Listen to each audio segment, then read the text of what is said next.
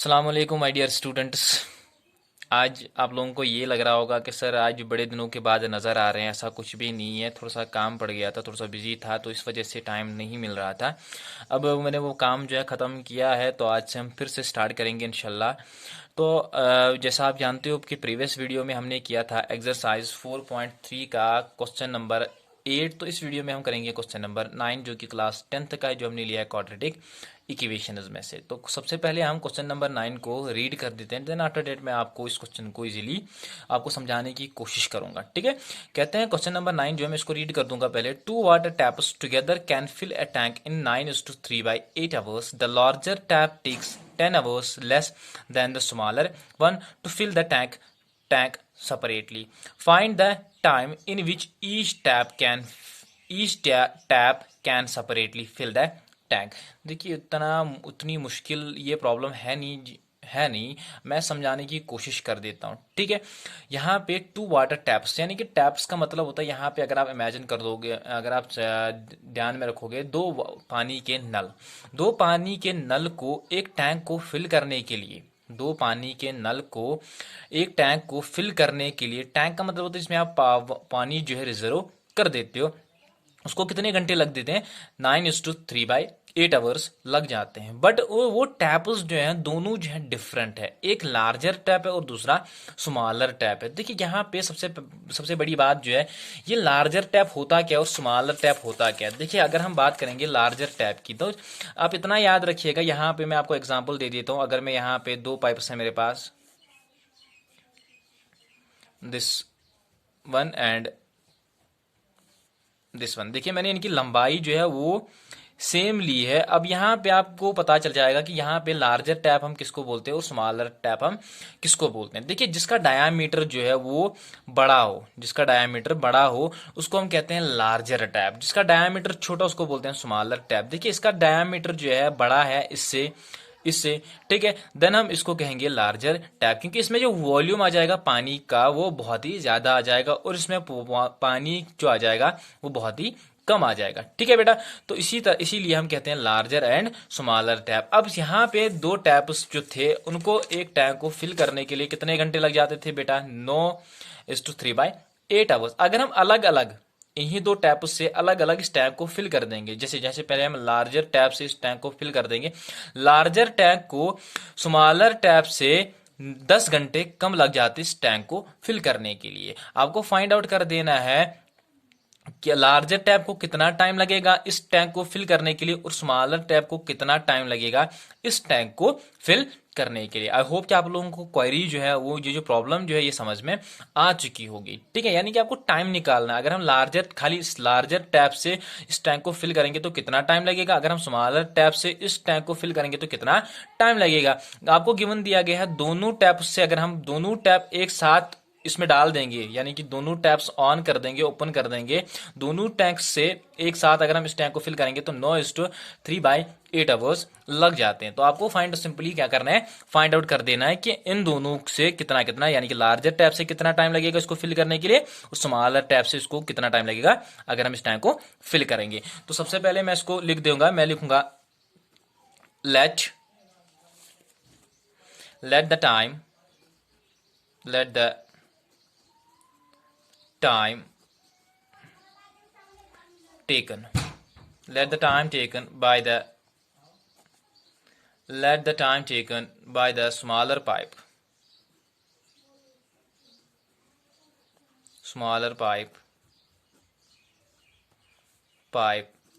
to fill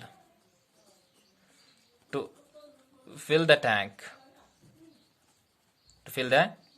tank be x hours. देखिए मैंने क्या कहा, हमें टाइम जो है फाइंड आउट कर देना है। मैंने कहा कि स्मॉलर पाइप जो लेगी, वक्त जो लेगी, कितना वक्त लेगी इसको फिल करने के लिए, x आवर्स लेगी। देन लार्जर पाइप कितना लेगी, then time taken by the larger pipe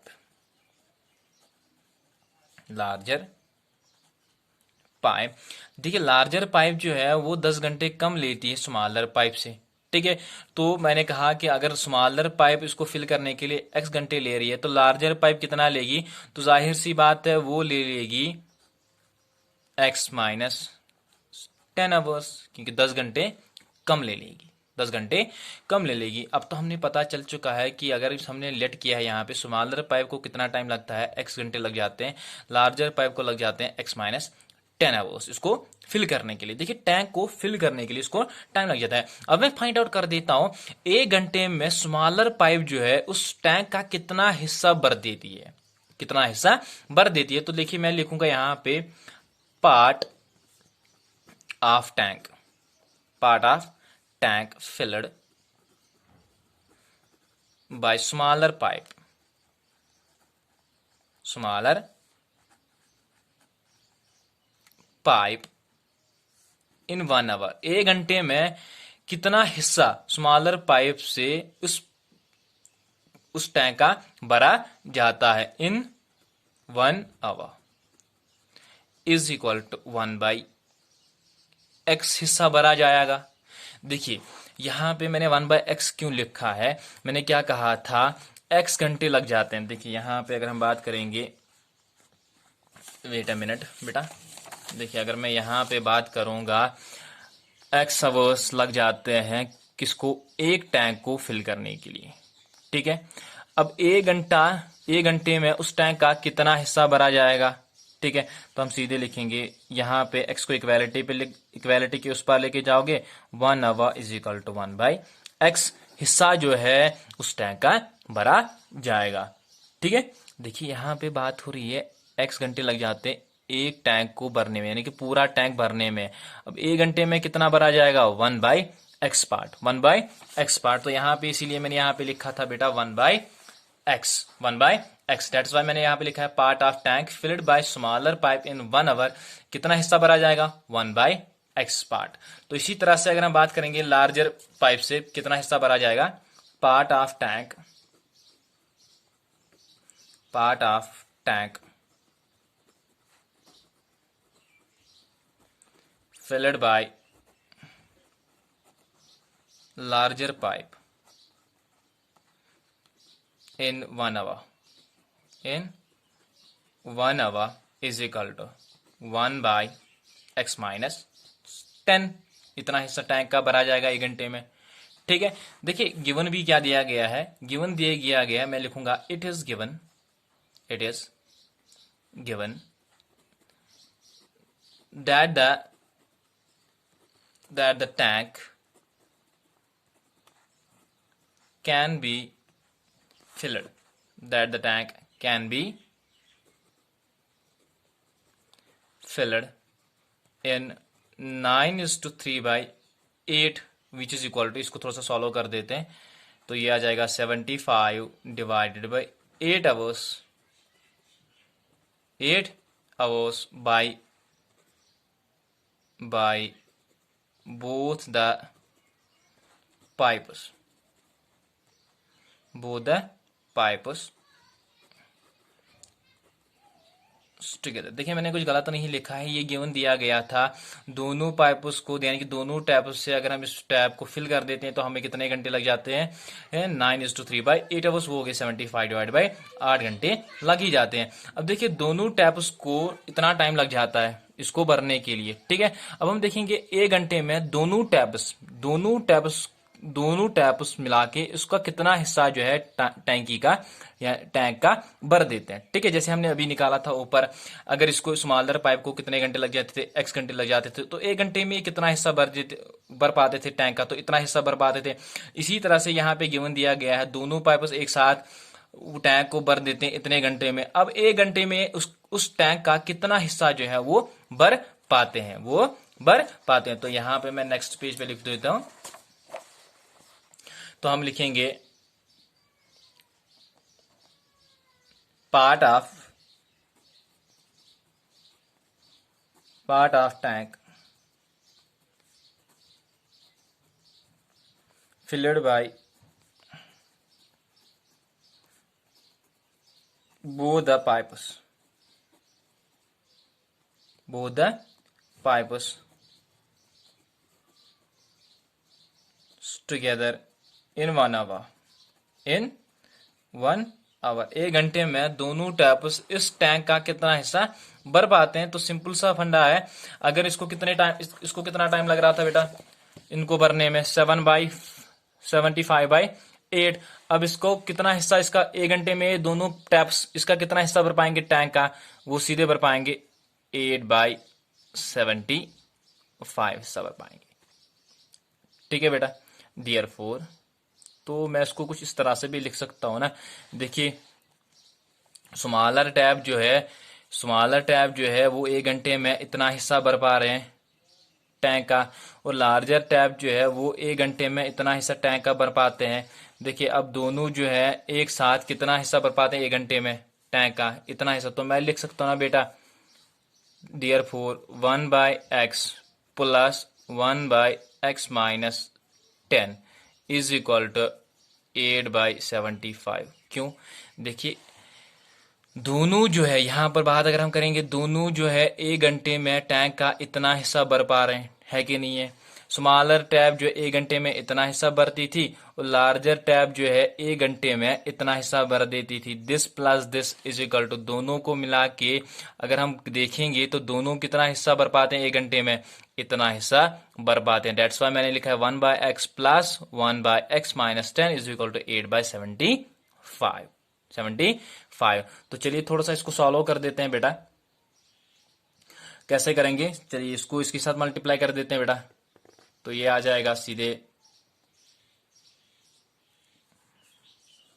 x minus 10, यहां पे बीच में प्लस है, इसको इसके साथ, तो ये हो गया x whole divided by x into x minus 10 is equal to 8/75। x and x goes to 2x minus 10 divided by, इसको इसके साथ मल्टीप्लाई कर दो, ये हो गया x square minus 10x is equal to 8/75। तो चलिए इसको इसके साथ मल्टीप्लाई कर दो, इसको इसके साथ कर देते हैं, तो इसको इसके साथ मल्टीप्लाई कर देते हैं। 75 into 2x minus 10 is equal to 8 into x square minus 10x।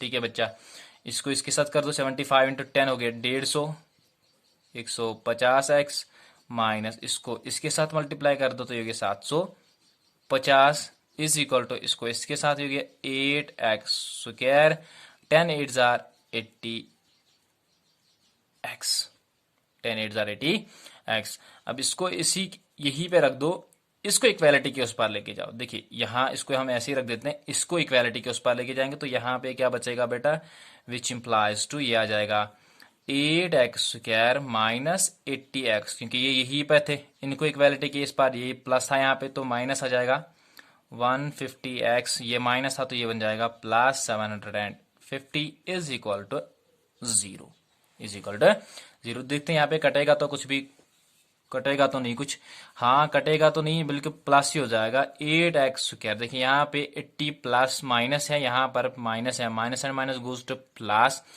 150 plus 80 कितने x हुए, 150 प्लस 80 कितने हो गए 230x प्लस 750। देखिए 0 प्लस 0 हो गए 0, 5 प्लस 5 और 8 कितने हो गए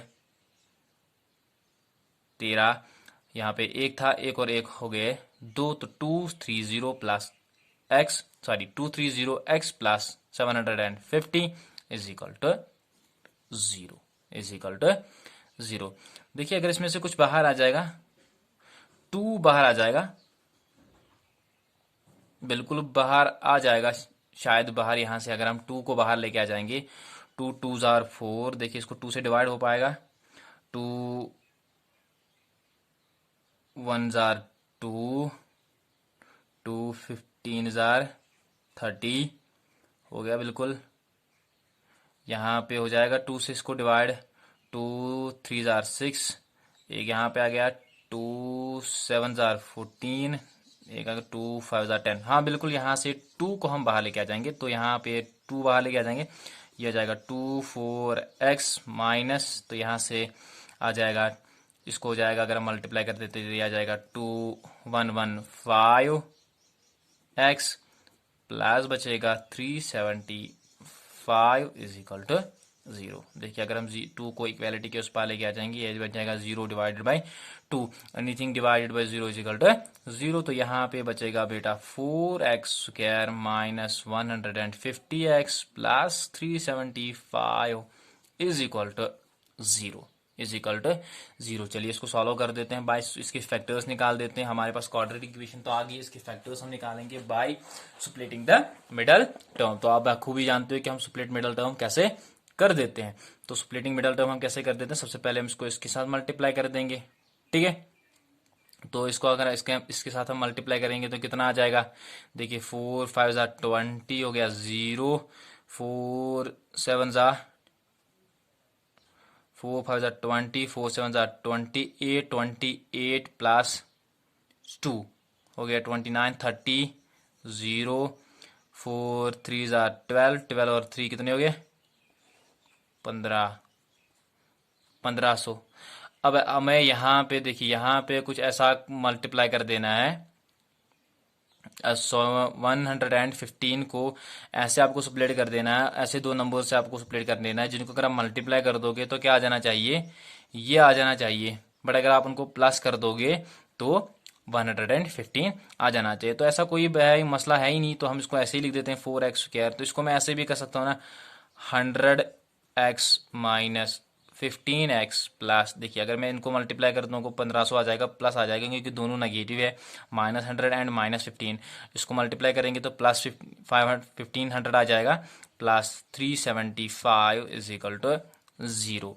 तो देखिए यहाँ से बाहर क्या आ जाएगा, रिग्रुपिंग कर देते हैं, उसके बाद इनका अलग से बना देते हैं, इनका अलग से बना देते हैं। तो यहाँ से बाहर क्या लेके आ जाएंगे हम, यहाँ से अगर हम बाहर लेके आ जाएंगे 4x लेके आ जाते हैं बाहर, अंदर क्या बचेगा, यहाँ पे 4 भी बाहर आ गया, यहाँ पे 2x है, एक बाहर लेके आ गया, एक बचेगा 425,100। सही है बेटा। अब यहाँ से भी आपको सेम वैसा ही कुछ बाहर लेके आ जाना, ऐसा ही कुछ बाहर लेके आ जाना, जो यहाँ पे बचा है यहाँ पर भी वही बचना चाहिए। तो सीधे हम -15 को अगर हम बाहर लेके आ जाएंगे, अंदर बचेगा सीधे +x माइनस, क्योंकि हमने माइनस के साथ 15 को बाहर निकाला है, अंदर जो नेगेटिव थे वो बन गया पॉजिटिव, पहला ही नेगेटिव था तो ये बन गया पॉजिटिव, अब ये पॉजिटिव ये बन जाएगा नेगेटिव। देन यहाँ से अगर हम बात करेंगे 15 की बात अगर हम करेंगे तो यहाँ पे बचेगा 25 इज इक्वल टू 0। तो हमने यहाँ से 15 बाहर निकाला, 15 25 375, ठीक है बेटा। तो अब हम यहाँ से देखिए, यहाँ पे दोनों फैक्टर्स जो हैं सेम है, ठीक है। तो चलिए यहाँ से हम, ये भी सेम है, ये भी सेम है, इनको बाहर लेके आ जाते हैं, क्योंकि x माइनस 25 बाहर लेके आ जाएंगे, अंदर क्या बचेगा, अंदर बचेगा 4x minus 15 is equal to 0 is equal to 0। तो इक्वेट कर देते हैं इनको 0 के बराबर, हम लिखेंगे either x minus 25 is equal to 0 और 4x minus 15 is equal to 0। If x minus 25 is equal to 0, then x की जो वैल्यू आ जाएगी वो आ जाएगी 25।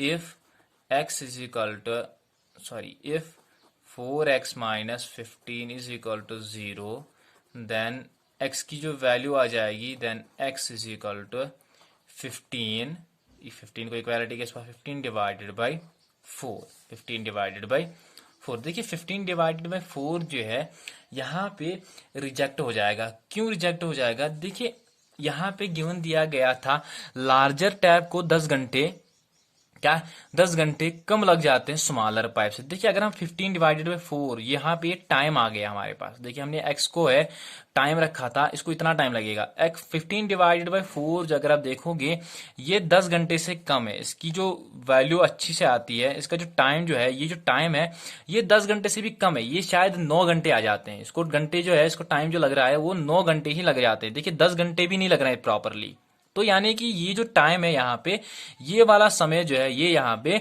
नेग्लेक्ट हो जाएगा। तो यहाँ पे आप लिखोगे 15 divided by 4 is less than 10, यानी कि 10 घंटे से भी ये टाइम बहुत ही कम है, यानी कि 10 घंटे भी बराबर नहीं है। अगर ये 10 घंटे बराबर हो जाता तो शायद लार्जर पाइप को 0 घंटे लग जाते इसको फिल करने में, यानी कि टाइम तो लगेगा कुछ। यहाँ पे अगर ये 11 घंटे भी आ जाता तो शायद 10 घंटे लार्जर पाइप को कम लग जाते, यानी कि लार्जर पाइप को 1 ही घंटा लग जाता उस टैंक को फिल करने के लिए। बट ये 10 घंटे से भी कम समय है, 10 घंटे से भी कम समय है, इसीलिए ये वाला समय जो है ये रिजेक्ट हो जाएगा। यहाँ पे लिखोगे 15 डिवाइडेड बाई 4 लेस देन -10, तो यहाँ पे आप लिखोगे इसको रिजेक्ट, यानी कि यहाँ पे हमें x is equal to 25 smaller pipe से उस टैंक को फिल करने के लिए कितने घंटे लग जाते हैं, 25 घंटे लग जाते हैं। तो हम लिखेंगे therefore time taken to fill, therefore larger tap will fill the tank in, therefore the larger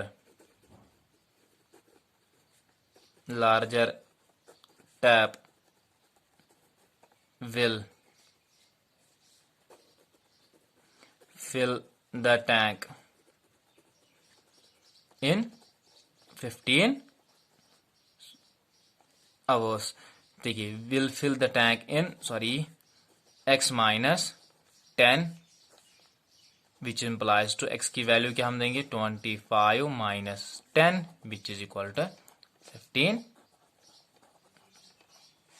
which is equal to 15 hours, क्योंकि हमने लार्जर टैंक को टाइम कितना लगेगा उसका वो लग जाता था x माइनस 10 आवर्स। देखिए x की वैल्यू क्या गई हमारे पास 25, तो हमने 25 वैल्यू प्रोवाइड कर दी है which is implies to 15 hours. तो लार्जर टैंक को वो टैंक फिल करने के लिए कितने घंटे लगेंगे 15 घंटे, और स्मॉलर टैंक को वो टैंक फिल करने के लिए कितना टाइम लगेगा 25 आवर्स लगेगी। आई होप कि आप लोगों को ये वाला क्वेश्चन जो है समझ में आ चुका होगा। तो नेक्स्ट वीडियो में हम सीखेंगे क्वेश्चन नंबर 10।